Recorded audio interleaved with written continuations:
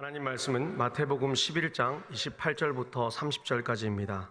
마태복음 11장 28절부터 30절 말씀 신약성경 18페이지에 있습니다. 제가 봉독해 올려드리겠습니다. 수고하고 무거운 짐진 자들아 다 내게로 오라. 내가 너희를 쉬게 하리라. 나는 마음이 온유하고 겸손하니 나의 멍에를 메고 내게 배우라. 그리하면 너희 마음이 쉼을 얻으리니 이는 내 멍에는 쉽고 내 짐은 가벼움이라 하시니라. 아멘. 우리 옆 사람하고 인사하겠습니다. 수고, 사랑하고 축복합니다. 네, 사랑하고 축복합니다. 네, 악수도 해주시고요. 네, 감사합니다. 우리 처음 시작할 때 원래 노래를 이렇게 부르려고 하는데 이렇게 부르면 힘들 것 같아서 찬양하며 이렇게 후렴만 했습니다. 우리 계속 연습하면 잘하실 것 같아요. 아멘. 네. 계속 익숙하다 보면 하게 됩니다. 저는 원래 음치인데요. 박자도 잘 놓치고 하는데 많이 부릅니다. 여러분 생각하는 것보다 훨씬 많이 불러요. 그래서 많이 불러서 연습을 하기 때문에 올라와서 박자를 놓친데도 불구하고 따라 부르는 겁니다. 하나님 은혜를 주실 줄 믿습니다. 네, 우리 하나님께서 큰 은혜를 주실 줄 믿습니다. 우리 제목을 한번 같이 따라하겠습니다. 복음으로 위로를 받는 교회. 네, 복음으로 위로를 받는 교회. 우리 인생 가운데 가장 필요한 것이 뭐냐? 돈도 필요하고 사랑도 필요하지만 가장 중요한 것은 위로라는 한 단어가 우리를 살리고 죽이기도 합니다. 사람을 살릴 수 있는 한마디, 그 위로를 들으면 한 사람이 살아나고 또 회복되는 일이 있죠. 우리의 젊은 사람들에게 이렇게 말할 수 있어요. 바쁘게 살고 갈급하니까 무슨 위로입니까? 그냥 돈이 좀 있으면 좋겠고, 그죠? 그래서 자유를 좀 누렸으면 좋겠고 그렇게 생각하지만 사실은 우리 인생에 가장 필요한 것은 위로라는 이 한마디가 우리를 살리고 있다는 것입니다. 하나님도 우리를 찾아오셔서 예수님에게 오늘 말씀을 하셨어요. 너무나 유명한 구절이죠. 수고하고 무거운 짐진 자들아 다 내게로 오라. 여러분 이거 안 믿는 사람도 걸어놓은 거 아십니까? 제가 어느 날 식당에 갔는데요. 식당에 갔는데 이게 있길래 교회를 다니는 줄 알고 큰 소리로 기도를 했습니다. 그리고 사장님한테 축복한다 그랬어요. 사장님이 웃더라고요. 왜 웃냐면 자기는 교회를 안 다닌대요. 왜 예수님 이름을 축복하냐고요. 저는 옆에 있는 표를 봤다고 표 붙여놓은 이 팻말을. 그래서 수고하고 무거운 짐진 자들아 다 내게로 오라. 너무 좋지 않습니까? 세상에 믿지 않는 사람들도 이 구절을 들으면 수고하고 무거운 짐을 갖고 있는 내가 이곳에 가면 밥 먹고 힘이 나서 다시 세상에 나갈 수 있겠구나라고 생각을 한다는 것입니다. 오늘 이 말을 들었던 유대인들의 마음은 어땠을까요? 굉장히 큰 위로를 받았겠죠. 로마 시대의 압정, 폭정 속에 살았던 그들, 그리고 유대 종교 지도자들이 율법으로 미시나를 만들어서 탈무드를 만들어서 613가지의 잘못된 이런 여러 가지 많은 규정들이 3만 개 그 이상의 규정이 쌓이기 시작한 거예요. 한 개의 규정을 곱하기 6씩해서 계속해서 배가 만들어서 규정을 만들었던 거예요. 말도 안 되는 규정 속에서 살아갔던 그들의 무거운 짐, 그리고 그 가운데 아무것도 가질 수 없는 배고픔에 살았던 사람들. 그래서 안식이란 말은 쉼이란 단어 자체가 자기들에게 어울리지 않았습니다. 그때 예수님이 선포하신 거예요. 다 내게로 오라. 다 내게로 오면 해결해 주신다는 거예요. 오늘도 말씀을 듣고 새 힘을 얻기를 원합니다. 하나님의 말씀을 듣고 우리의 죽은 심령이 성령으로 인하여 살아나는 하루가 되기를 축복합니다. 기독교 작가 중에 맥스 루케이도라는 아주 유명한 분이 있습니다. 맥스 루케이도. 그분의 책에 보면 이런 이야기가 나와요. 어느 날 짐꾼이 이 동네에서 저 동네로 짐을 옮겨요. 하루에 한 번밖에 갈 수 없는 거예요, 자기가. 하루 가서 그 동네 가서 쉬고 또 다시 오고 이렇게 짐을 나르는 사람들. 그런데 어느 날 언덕을 오르다 보니까 너무 힘든 거예요. 지나가던 착한 나그네가 그걸 보고 이렇게 말하는 겁니다. 짐을 잠시 나에게 맡기고 쉬면 좋겠다고 얘기를 하는 겁니다. 그런데 이 짐꾼이 하는 말이 있습니다. 이 짐은 제 것이니 제가 감당하겠습니다. 그러니까 자신의 짐이니까 남에게 맡길 수가 없다는 거예요.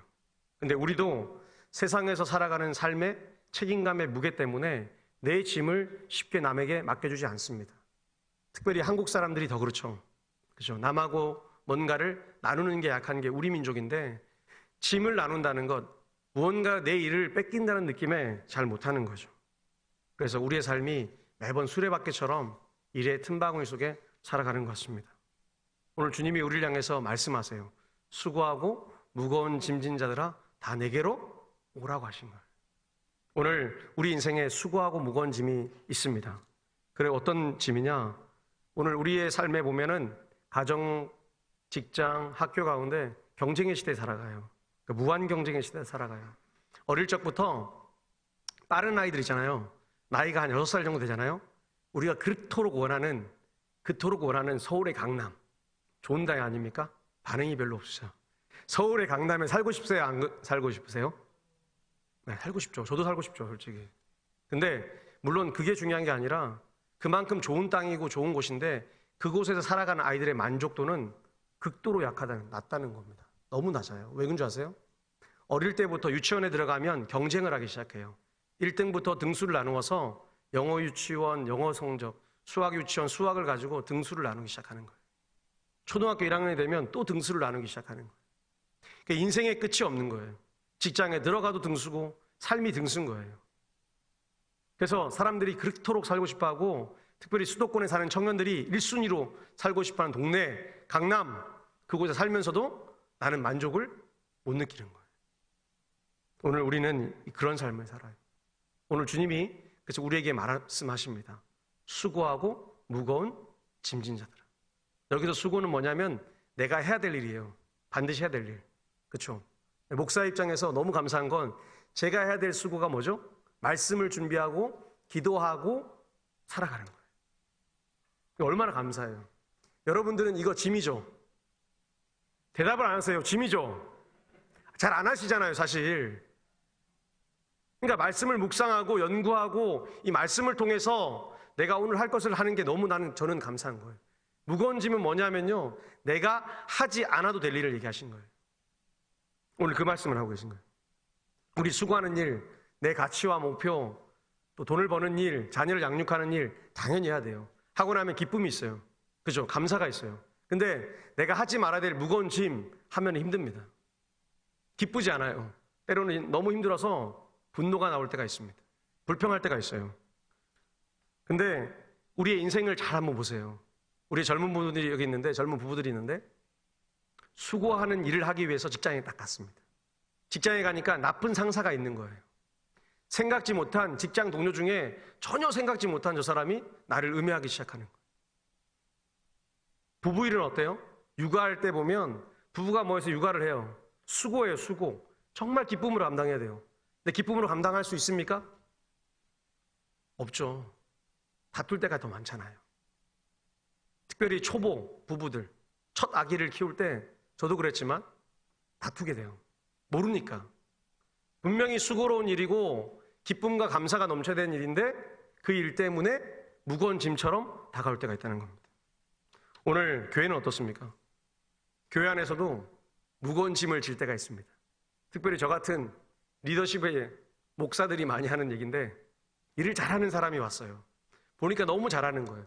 하나를 잘하니까 두 번째 일을 시키는 거예요. 두 번째를 잘하니까 세 번째 일을 시켜요. 그래서 성도가 말합니다. 목사님 왜 저만 시켜요? 그때 하는 말이 있습니다. 내가 생각해보니 집사님밖에 생각이 안 나더라. 내가 기도하니까 집사님밖에 생각 안 나더라. 근데 새하얀 거짓말입니다. 거짓말이에요. 이게 우리 진실인 거예요. 너무 일하기가 잘하니까 마음이 편하니까 그 사람에게 맡기는 거예요. 근데 무거운 짐이 되는 거예요. 사실은 우리 모두가 여기 있는 모두가 하나씩 맡아주면 정말 가벼운 일인데 그것을 한 사람이 찬양도 했다가 애찬도도 했다가 청소도 했다가 다 맡는 거예요. 그리고 이 자리에 보면 예배를 끌어안고 이렇게 바라보시는 분이 있을 거예요. 그런 분은 뭐예요? 하나님 보시기에 나는 참된 예배자라고 생각하십니까? 아니라는 거예요. 교회 안에서도 수고로움이 넘쳐야 되고 그 수고를 통해 기쁨과 감사가 넘쳐야 되는데 무거운 짐이 되어서 우리를 누를 수 있는 일들이 있다는 거예요. 우리 동북에는 그런 일이 없기를 축복합니다. 네, 서로 손을 잡아주고 애써주고 수고로움을 나눠주는 거예요. 만약에 내가 진짜 할 수 없으면 제가 뭐 하라고 했죠? 기억나십니까? 나이가 많아서 내가 진짜 아무것도 할 수가 없다. 제발 목사님 그만 얘기하라 그러면 뭘 했죠 제가? 기억 안 나세요 갑자기? 상기시켜드려야 됩니까? 네. 지갑을 열어서 말없이 주는 거예요. 그거로 다시라는 거예요. 그것도 안 하고 가만히 고개를 들고 이 천장을 바라보고 있으면, 성경을 바라보고 있으면 하나님은 뭐라고 얘기하실까요? 너 참 훌륭하다 그러실 것 같아요? 아니요. 너는 왜 너에게 준 무거운 짐을 홀로 다른 사람이 지도록 가만히 있냐 그러시는 거죠. 너는 무거운 짐을 왜 다른 사람에게 지게 하느냐 이거죠. 너는 그러고도 나하고 관계 있는 자냐 물어보는 거예요. 오늘 왜 주님이 이렇게 얘기하세요? 수고하고 무거운 짐진 자들아 다 내게로 오라. 그러니까 우리는 수고하고 무거운 짐을 세상을 살아가면서 질 수밖에 없는 거예요. 근데 오늘 주님이 그런 우리에게 이런 마음을 풀으려고 해요. 어떤 마음이냐면요, 오늘 29절인데 같이 한번 읽어보겠습니다. 같이 읽겠습니다. 나는 마음이 온유하고 겸손하니 나의 멍에를 메고 내게 배우라. 아멘. 왜 아멘 안 하세요? 아멘. 나는 마음이 온유하고 겸손하다 그랬어요. 오늘 마음이 온유한 건 무엇이냐면, 오늘 마음이 온유하다는 얘기는요, 우리 하나님께서 그 아들 예수님을 보내셔서 하나님 나라가 어떻게 사시는가를 보여준 장면, 바로 팔복에서 나오는 거예요. 팔복을 보니까 애통하는 자, 긍휼히 여기는 자, 자비로운 자, 잘 웃는 자, 화평케 하는 자, 다양한 사람들이 나오는데 그 마음은 하나인 거예요. 하나. 어떤 마음을 시작해요? 온유한 마음을 시작하는 거예요. 오늘 온유한 마음을 잘 설명하는 시편의 구절이 있는데요, 시편 34편 18절 말씀인데요, 제가 한번 읽어드리겠습니다. 여호와는 마음이 상한 자에게 가까이 가시고 충심으로 통회하는 자를 구원하시는도다. 오늘 온유한 자는 마음이 상한 자예요. 마음이 상했다는 것은 마음이 깨져서 산산이 부서진 사람이죠. 우리가 교회 생활하면서도 마음이 상할 때가 참 많이 있습니다. 마음이 상할 때가 있고 깨질 때가 있는 거예요. 부서질 때가 있는 거예요. 그 상한 마음을 들고 우리는 어딜 가야 돼요? 예수님께 가야 돼요. 깨어진 마음을 들고 예수님 앞에 나가면 예수님이 우리 마음을 만지시고 역사해 주십니다. 일하시는 거예요. 근데 우리는 그 상한 마음을 들고 사람에게 갈 때가 많아요. 저도 그럴 때가 많거든요. 사람에게 가면 어떻게 하죠? 소문이 나기 시작합니다. 그리고 문제가 생기기 시작해요. 근데 예수님께 가면 예수님이 그 마음을 만지시고 반드시 갚아주세요. 그래서 오늘 그 상한 마음, 그 마음을 가지고 어디로 가냐? 회개하는 자리까지 가는 거예요. 목사님, 저는 잘못한 게 없는데요. 맞죠. 여기서 통회하고 회개한다는 것은 하나님 아버지, 그래도 작은 것 가운데 다툼이 있었거나 실수가 있었거나 허물이 있었다면 나 때문이 아니더라도 혹시나 행여나 내 말 한마디에 슬쩍 넘어간 것 때문에 상처를 받았다면 그 누군가가 그 상처 때문에 힘들어한다면 하나님 용서해 주세요라고 말하는 거죠. 그러면 하나님이 얼마나 기쁘시겠어요. 내가 잘 가르쳤구나. 내가 잘 선택했구나. 그러지 않을까요? 그렇게 얘기하시겠죠. 오늘 그 하나님이 우리의 삶에 찾아오셔서 말하세요. 내가 그 상한 마음으로 있을 때 너를 확실하게 위로해 주겠다. 오늘 성경에 보면 우리가 너무나 좋아하는 인물 중에 다윗이 상한 마음의 가장 대표적인 사람입니다. 다윗의 삶이 어땠죠?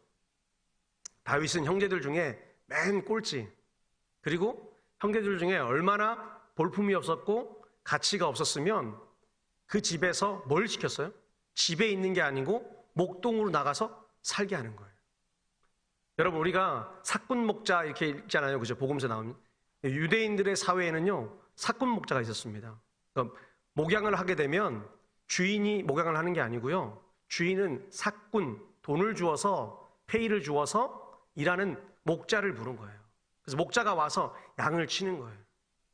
근데 그 가족 중에 가장 잘난 놈을 보내겠습니까? 못난 놈을 보내겠습니까? 그러면 제가 너무 어려운 질문을 했나요? 좀 대답 좀 해주세요.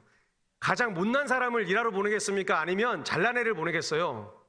못난 사람 보내는 거예요. 그러니 가장 못났던 다윗이 가서 그곳에서 매일 잠을 자는 거예요. 노숙을 하는 거예요. 노숙을. 위로부터 형들은 전부 다 집에서 아버지하고 편안하게 있는데 막내 아들은 노숙을 하러 가는 거예요. 그래서 그가 그 노숙하는 상황 속에서 곤란한 상황 속에서 쓴 것들이 시편인 거예요. 여호와는 나의 목자시니. 힘들다는 거예요. 힘들어. 얼마나 힘들었으면 여호와는 나의 목자시니 내게 부족함이 없으리로다. 실제는 부족함이 너무 많은데 쉽잖아요. 여호와 하나님이 오셔서 나의 부족함을 채워달라는 거예요. 마음이 상한 그였어요. 근데 하나님이 언제 그를 크게 쓰시느냐. 사무엘이 왔어요. 얼마나 마음에 들었어요? 첫째, 둘째, 셋째를 보는데 마음에 든 거예요. 이스라엘 1대 임금이 사울이 키가 크고 잘생겼잖아요. 멋진 남자였습니다. 장발에. 그러다 보니까 사무엘이 합당한 사람을 고르니까 사무엘이 보기에 첫째, 둘째, 셋째도 마음에 들었던 거예요. 그런데 하나님은 아니다 라고 얘기하신 거예요. 아니다. 그리고 막내 아들을 지목하는 거예요. 그리고 그 막내 아들이 나중에 왕이 되잖아요. 그 전에 하나님이 큰 믿음을 보시는 거예요. 언제 보시냐? 블레셋이 올라왔습니다. 사울왕과 군대가 벌벌 떨고 있었어요. 청소년 된 10대의 젊은 청소년이 이제 갓 한 중학생 정도 되는 애가 전장터를 휘비고 다닙니다. 여러분 영화 보면 글래디에이터 보면 전장 장면이 나오거든요. 고대 사회에서 전쟁은 피와 피가 튀는 거예요. 그래서 파란 간창처럼 앞에 나가는 사람이 필요한 거예요. 특별히 젊은 사람을 먼저 선봉에 보내는 거예요. 이게 전쟁의 전략이에요. 왠지 아세요? 젊은 아이가 가서 피를 흘리면 눈이 뒤집히는 거예요. 자기 자녀뻘 되는 애가 거기에서 가서 죽으면 그 순간부터 사기가 충천하는 거예요. 실제로 그랬잖아요. 그래서 전쟁에 맨 앞에 보내는 선봉되는 젊은 애를 보내는 겁니다. 우리가 아는 고구려의 계마무사, 싸움을 잘하는 게 아니에요. 가서 죽으라는 거예요. 제대로 죽으라는 거예요. 제대로 죽어서 다른 사람들 사기를 북돋아 오는 거예요. 여러분 한번 생각해 보세요. 내 자녀가 전쟁터 나가서 앞에 죽고 있어요. 아버지가 잘한다 잘한다 하겠습니까? 아니면 흥분해가지고 뛰어가겠습니까? 뛰어가죠. 내 새끼 죽이는데 내가 죽어도 좋으니까 내가 먼저 뛰어가겠죠. 사울왕의 전략은 그거였어요. 근데 하나님의 전략은 달랐다는 겁니다. 하나님은 그 어린 소년의 돌팔매에 돌을 맞고 큰 키, 2m 70cm가 되는 거구가 죽는 거예요. 그게 하나님 뜻인 거예요. 근데 사울왕의 전략이 끝나버린 거예요. 사울의 마음이 어땠을까요? 오히려 무너져 내렸겠죠. 하나님이 저 아이가 죽고 내가 호령해서 군대를 이끌어서 가서 이겨야 그래야 장군의 왕 힘을 얻는 거 아닙니까? 근데 하나님의 뜻대로 한 사람이 나가서 한 사람을 죽이니 다 끝나버린 겁니다. 그때 다윗이 한 고백이 이거 아닙니까? 너는 칼과 단창으로 내게 나오지만 나는 만군의 여호와의 이름으로 나간다. 할렐루야. 세상에 믿지 않는 사람들은 인간의 지혜와 힘으로 나와요. 우리가 이길 수 없어요. 교회가 세상 문화를 이길 수 없어요. 아무리 카페를 만들고 도서관을 만들어도 세상에 너무나 좋은 곳하고 비교가 안 되는 거예요. 제가 토요일날 가보니까요, 어딜 갔는데 너무 좋은 거예요. 의자도 둘러보고 만져보게 됐어요. 왜 그래요? 세상은 편하고 좋아요. 근데 교회 오면 불편할 때가 있습니다. 어려울 때가 있습니다. 그런데 우리는 그곳에서 하나님을 만납니다. 오늘 우리의 삶이 온유한 자가 되기를 축복합니다. 그러면 상한 마음이 아니라 이제는 하나님께서 회복시켜주는 마음, 그래서 무거운 짐을 다 내려놓는 것처럼 회복시켜주는 마음이 생기는 거예요. 오늘 주님이 말씀하시잖아요. 뭐라고 얘기하냐면 30절에 이는 내 멍에는 쉽고 내 짐은 가볍다. 오늘 주님이 한 번도 이렇게 얘기 안 하세요. 내려놓거나 이거 나한테 맡기고 가라 이렇게 얘기하지 않아요. 물론 사도 바울이 주님께 다 맡겨라고 얘기를 합니다. 그때 맡긴다는 단어는 뭐냐면요, 짐을 맡기는 게 아니고요, 내 임무를 잠시 이렇게 맡기는 거예요. 무슨 말이냐면요, 내가 원래 해야 될 일을 하는데 잠시 힘들어서 잠시 하나님께 의탁하는 거예요. 하나님 이 순간만 조금만 쉬면 안 될까 이거예요. 근데 우리는 그 모든 짐을 하나님이 다 져주시길 바라는 거예요. 선택도 내가 하잖아요. 결정도 내가 해놓고요, 일이 안 되거나 틀어지거나 문제가 생기면 우리는 하나님께 원망해요. 오늘 그 하나님이 우리에게 쉼을 주세요. 평강을 주신다는 거예요. 그래서 우리를 회복시켜서 일을 할 수 있도록 하는 거예요. 이 무거운 짐이 뭐냐? 사명이에요, 사명. 그죠? 사명. 사명. 목숨 같은 명령을 가지고 세상에 나가서 살아가는 거예요. 얼마나 멋있습니까? 우리는 사명자예요, 사명자. 주님의 제자가 되어 세상을 복음화시키는 일에 그 사명을 다해라고 주님이 부르신 교회라는 거예요. 근데 우리는 우리의 사명을 다하고 있습니까? 오늘 여러분 일주일 동안 나가서 얼마나 예수쟁이로 예수 향기를 드러내며 복음의 능력이 나타나도록 내 직장과 내 이웃에 향해서 기도하며 사셨습니까? 오늘 여러분의 삶이 그래야 한다는 겁니다. 오늘 우리 성도들 중에 그런 분들이 많이 나오길 원해요. 직장과 이웃과 내 주변의 많은 사람들을 축복하면서 하나님, 그들이 예수 믿고 돌아오는 것을 꿈꿉니다. 대한민국에 5천만이 넘는 사람이 사는데 하나님, 그 많은 사람들이 이 주일에, 일요일에 세상에 나가는 것이 아니고 이곳에 와서 하나님을 예배하고 하나님의 축복을 받으며 살기를 소망합니다. 그 꿈을 꾸셔야 되는 거예요. 오늘 그 꿈을 꿀 때 우리 주님이 원하는 게 있어요. 오늘 말씀하시잖아요. 내 멍에를 메고 내게 배우라.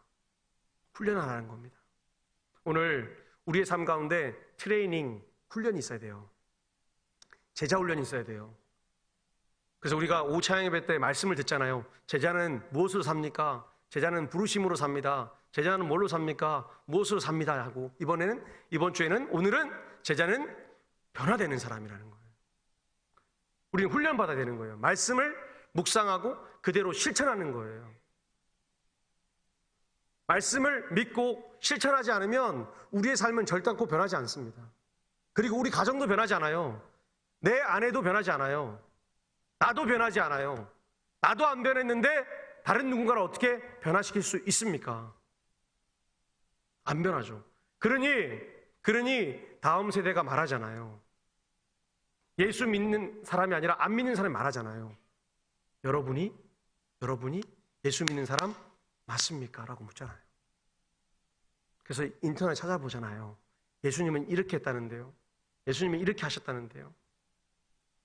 오늘 우리의 삶이 주의 말씀대로 이루어지길 축복합니다. 그리고 그 삶을 도전하시면 되는 거예요.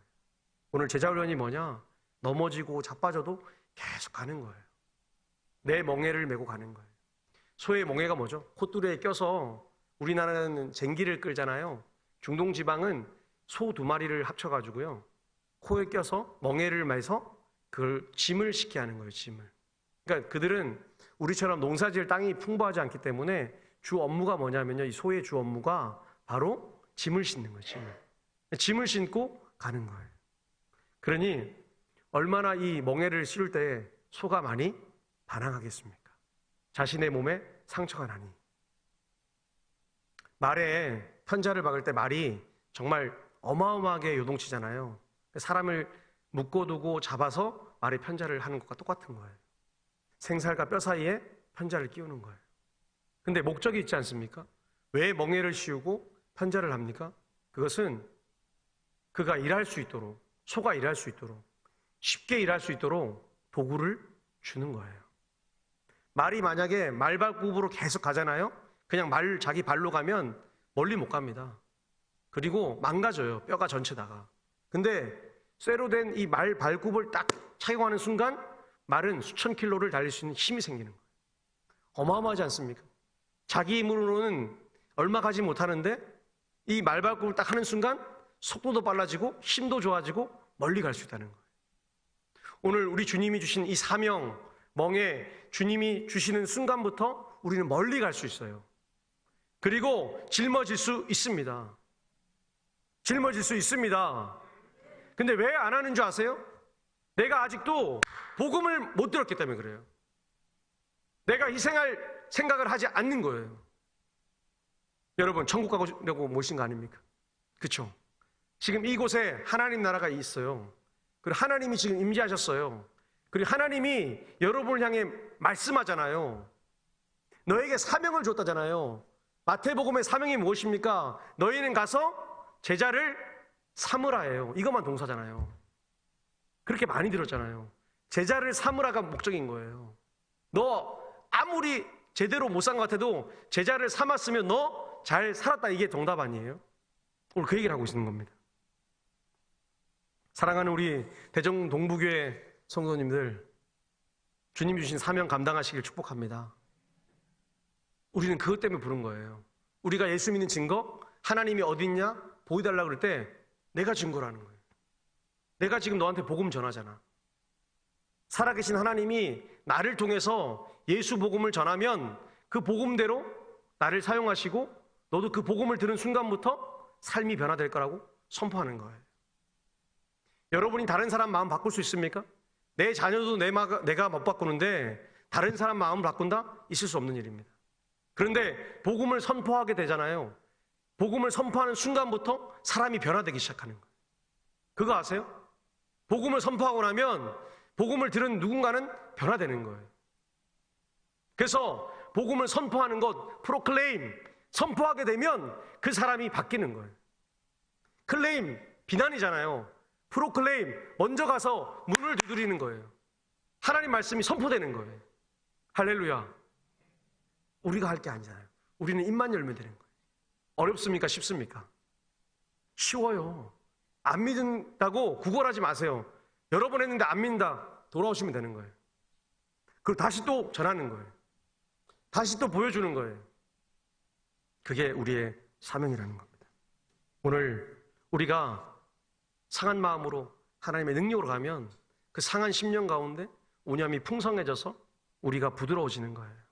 그래서 우리 속에 세속주의의 물도 빠지게 되고 율법주의의 물도 빠지게 되는 겁니다. 교회가 힘든 이유가 뭐죠? 율법주의를 만들었습니다. 교회 안에 천주교의 직제, 이게 너무 싫다고 소리 외쳤던 게 우리 개혁주의, 리폼, 변해야 됩니다. 레포로만다, 헬라어로 그렇지 않습니까? 라틴어로 레포로만다, 변해야 됩니다. 그렇게 얘기했던 우리가 직제를 만들기 시작했습니다. 그리고 우리가 질서를 만들기 시작했습니다. 나름대로의 질서 속에 전통을 만들었습니다. 그 굴레 속에서 우리를 껴놓기 시작하는 거예요. 멍해를 만들기 시작한 거예요. 우리의 멍해를 만든 거예요. 하나님 주신 멍해가 아닌 거예요. 그래서 교회가 왜 이래? 라고 사람들이 얘기하는 거예요. 예수와 복음을 들었더니 너무 좋은 거예요. 너무 편한 거예요. 감사한 거예요. 행복한 거예요. 근데 왜 교회에 가면 내가 모르는 복음이 아닌 것들이 이렇게 많냐고 물어보는 거예요. 우리 동북에는 그런 게 없는 줄 믿습니다. 있나 봐요. 없어야 돼요. 사라져야 돼요. 복음 외에 다른 것이 서 있으면 다 사라져야 돼요. 복음만 쓰면 되는 거예요. 그러면 여러분이 걱정할 게 하나도 없습니다. 하나님이 일하시거든요. 오늘 그 하나님이 일하세요. 여러분, 안희숙 여사님 유명하잖아요. 이북에서 내려오신 안희숙 여사님. 죽으면 죽으리다. 얼마나 멋지습니까? 많은 목사님들이 읽는 필독서예요. 필독서. 저도 읽었습니다. 거기 보면 우리의 삶을 너무나 정확하게 얘기하고 계세요. 수고하고 무거운 짐을 짊어가는데 그게 잘 안 되니 그때마다 자기가 이렇게 고백했다는 거예요. 마음이 원이로되 뭐죠? 육신이 약합니다. 근데 이것을 우리 여사님은 뭐라고 해석했냐면요. 그러면 그럴 수 있지 이렇게 해석하죠. 여러분, 문제가 생겼어요. 내가 잘 안 돼요. 저 사람이 잘 안 돼요. 그러면 뭐라고 해야 됐어요? 따라해 보겠습니다. 그러면 그럴 수 있지. 네, 그렇게 얘기하세요. 나한테는 되게 간대한데 남한테는 왜 이렇게 박하신 거예요? 우리가 그렇게 살잖아요. 나는 되게 간대요. 나는 관대한 사람이야 그러면서 자기는 엄청 관대하고 안아주고 그러면서 남한테는 박대하는 거예요. 오늘 동부교회가 남한테는 관대하고 관대해서 그럴 수 있지 얘기하면 그 사람들이 오는 거예요. 저는 새벽마다 꿈을 꿔요. 기도해요. 뭐를 기도하냐면요. 술 먹는 사람, 담배 피는 사람, 나쁜 사람 다 왔으면 좋겠어요. 아멘 하셔야죠. 다 와서 예배 드리고 성령 받아서 변화되는 거예요. 그 사람들 안 오면 누가 이 교회에 오겠습니까? 척하고 선하고 멋있는 사람 오겠습니까? 그런 사람 와서 변화되는 거예요. 술 먹던 사람 술 안 먹게 되고 담배 피던 꼴초가 담배 안 피게 되고 성령 받아서 입이 거란 사람이 부드러워지는 거예요. 우리가 그랬잖아요. 우리가 예수 믿고 변화되는 거잖아요. 한 번에 변화되지 않았잖아요. 계속 변화됐잖아요. 우리가 그 삶을 살아야 될 줄 믿습니다. 오늘 한 가지 얘기하고 마치려고 그래요. 아프리카에 가면 이런 얘기가 있는데요. 아프리카엔 건기와 우기가 있습니다. 비가 많이 내리는 날이 있어요. 그리고 비가 오지 않은 해가 또 날이 있어요. 그래서 반반 딱 나눠져요. 그래서 건기, 우기가 있습니다. 우기 때 비가 많이 내리면 강을 건너는 사람들이 뭘 메고 가냐면 큰 돌을 메고 가요. 큰 돌을. 그래서 큰 돌을 메고 가라는 거예요. 왜 메고 가냐? 큰 돌을 메고 가야 강 물살에 휩쓸리지 않는다는 거예요. 근데 그 말을 안 들은 사람이 어떻게 했냐면 강물에 그냥 텀벙 뛰어들어서 갔습니다. 자기 힘으로. 어떻게 됐을까요? 살았을까요? 죽었을까요? 네, 죽었죠. 물살이 진짜 세거든요. 우습게 생각하는 좁은 물살도 들어가면 큰일 나잖아요. 우리 여름에 꼭 사고 날 때 어떤 사람이 꼭 사고 나요? 죄송한데. 물이 얕다고 위에서 첨벙 뛰어내려서 보여준 젊은이가 사고가 나요. 오히려 저처럼 수영도 잘 못하고 두려운 사람은 그 안에 들어가지도 않아요. 밖에서 물만 탁 바라보고 있어요. 죽질 않아요. 근데 멋있게 올라간 사람도 탁 올라가서 딱 점프하는 순간 그대로 사고가 나는 거예요. 제가 특공대를 나왔거든요. 소대장 때는 특공대를 들어갔습니다. 키가 작잖아요. 제가 이래봐도 이렇게 점프하는 훈련을 했습니다. 저 때까지가 마지막인가 그랬을 거예요 아마. 특공대 소대장은 4주간 훈련을 받아요. 제가 보니까 키가 다 저보다 큰 거예요. 오늘 보니까 성범 씨가 왔는데 우리 성범 청년처럼 키가 다 컸어요. 제가 유일하게 키를 밝히면 안 되니까요. 하여튼 작아요. 얘기를 하면 안 되겠습니다. 저 프라이버시니까. 조금 작은데 50명 정도 되는 저희가 특전사에서 이제 훈련을 받는데 위탁 훈련을 받아요. 비행기를 딱 뛰어내리면 2번 뛰어내리고 헬기 레펠하고 헬기에서 탁 들어내리고 기구를 타는 강화를 해요. 제가 키가 작으니까 매일 스트레스인 거예요. 다른 사람들은 훨씬 빠르고 잘 뛰고 훈련을 잘하는데 모든 게 안 되는 거예요. 근데 한 가지 좋은 점이 있었어요. 저희 때 목봉체조가 있었거든요. 목봉체조 해보셨죠? 해보신 분 있으시죠? 네, 목봉이 뭐냐면요. 나무를 가지고 이렇게 하는 겁니다. 저는 키가 작으니까 이게 죽어도 안 되는 거예요. 죽어도. 근데 저는 행복했어요. 왜 행복하냐면 저는 이것만 하면 되니까요. 2시간 동안 이것만 하면 돼요. 근데 동기들은 그걸 하고 나면 탈진을 하는데 저는 그냥 스트레칭만 한 거예요. 저는 되게 편한 거예요. 근데 이제 언제가 두려웠냐? 이제 3주가 지나고 딱 이제 뛰어내리려고 할 때 이제 하루에 한 번씩 뛰어내려요. 이제 화요일부터 죽고 싶었습니다. 하나님, 태풍이 불게 해주세요. 비가 오게 해주세요. 근데 비가 온 거예요. 비가. 할렐루야. 그래서 아침에 안 가는 줄 알고 너무 좋아가지고 자고 있었어요. 그랬더니 깨우는 거예요. 비가 내리다가 거의 그쳤다는 거예요. 그래서 야, 죽었다 이제. 죽었구나. 그리고 제가 또 곽씨잖아요. 그래서 4번이에요. 4번. 강씨가 있었거든요. 강씨가 이제 뛰어내리고 제가 이제 곽이니까 3번째, 4번째 뛰어내린 거죠. 근데 비가 오고 나서 땅이 진흙이 된 거예요. 몰랐어요. 비가 온 것만 생각한 거예요. 긴장되니까 전부 다. 근데 우리 1번부터 3번까지는 체교육과 출신인 거예요. 키가 187에 아주 막 잘생기고 멋진 진짜 막 우락부락한 체대 출신들. 부산대 체육학과, 동아대 체육학과 출신들. 와, 그게 멋있는 거예요. 이렇게 얘기하는 거예요. 같은 방을 썼거든요. 나는 뛰어내릴 때 점프할 때 서겠다고. 그래서 제가 나는 그냥 자빠져서 죽지 않으면 좋겠다고. 계속 그렇게 기도하고 그렇게 얘기하고 이제 버스 타고 이제 갔습니다. 뛰어내렸어요. 아주 이렇게 해요. 그 사람 이름을 얘기하면 안 되니까 뭐 하나 돼지예요. 이름이 추측하시면 돼요. 한자를. 근데 그 친구가 딱 뛰어내리는데 그 친구가 불구가 됐어요. 왜 그런 줄 아세요? 진흙탕에 딱 뛰어내렸는데 땅이면 괜찮은데 뛰어내리고 엉덩이를 찍어야 되는데 진흙탕이 되니까 엉덩이도 찍기도 전에 딱 그대로 탁 박힌 거예요. 지금 이해되시죠? 네. 저는 이 친구가 장애를 입은 것도 몰랐어요. 왜냐하면 저는 살아야 되기 때문에 일단 뛰어내서 무조건 엉덩이. 저는 무조건 엉덩이 꽝 찍어서 멍들고 살았습니다. 근데 1번은 그대로 찍어서 네, 장애를 입었어요. 근데 나중에 가는데 안 보이는 거예요. 항상 자랑했거든요. 그 친구는 항상 자랑했어요. 왜냐하면 자기는 힘이 세고 튼튼하고 건강하니까 체육학 가잖아요. 얼마나 운동을 잘하겠어요. 나는 멋지게 서 있겠다고. 근데 멋지게 못 서 있었습니다. 저같이 약골인 저에게 하나님은 살려주셨어요. 신기하지 않습니까? 하나님은 우리의 삶을 지금도 일하시는 거예요. 너 강하냐? 너 많이 가졌냐? 너 그렇게 힘세게 고집세냐? 하나님 어떠냐면 그 소의 뿔이 꺾일 때까지 성령이 역사해서 끄집어내시는 거예요. 우리 안에 성령이 찾아오면 부드러워진다는 게 그런 거예요. 내 고집을 내려놓고 하나님만 의지하는 거예요. 그리고 순종하는 거예요. 사명 감당이 어렵습니다. 그리고 그 사명이 우리 안에서 일하실 줄 믿습니다. 사명을 믿고 선포하세요. 그리고 우리 동부교회가 꿈꾸던 아름다운 모습을 내 평생 하나님 선하심으로 인도해 주셔서 하나님 이 교회의 구석구석을 채워주십시오. 청년들로 채워주십시오. 저와 함께 기도하시기 바랍니다.